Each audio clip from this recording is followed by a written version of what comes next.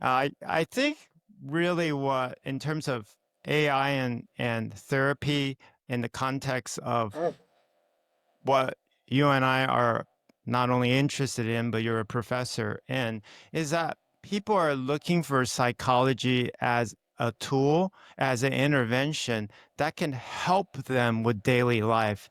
And you'll notice, I'm sure you, when you're researching keywords that people are actually searching for, anxiety is top of that list, stress, Oh, yeah. depression, and exercise is actually very low on the totem scale in relative to these symptoms or DSM diagnostics that probably the layman doesn't isn't aware of.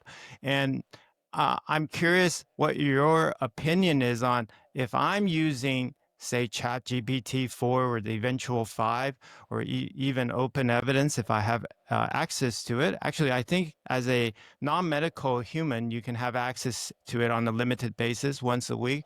But how can I use, and how can our listeners, loosely speaking, use AI to kind of build a small foundation, a small habit to help them feel a little bit better each day, almost maybe using it as a pep talk maybe, but I'm just submitting Yeah. that as an idea, but I'll let you kind of take this topic. Thanks. Well, it's interesting 'cause I know I was reading some research before we were doing the show to get myself ready, and I've been following AI in therapy for a while in two different ways. One, what is it doing encroaching into my business? Obviously. And then two is what is it doing, period?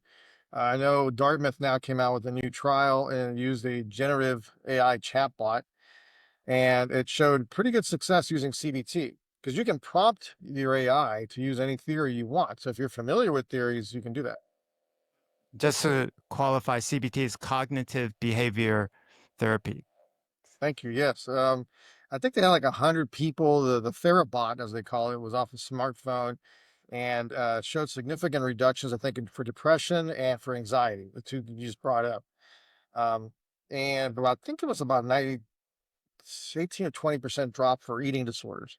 So that was interesting. Another one that came out of Cedar Sinai is they're actually using virtual reality. So they're putting on the helmet. You actually get to see the therapist. So that's something wild too. You got something?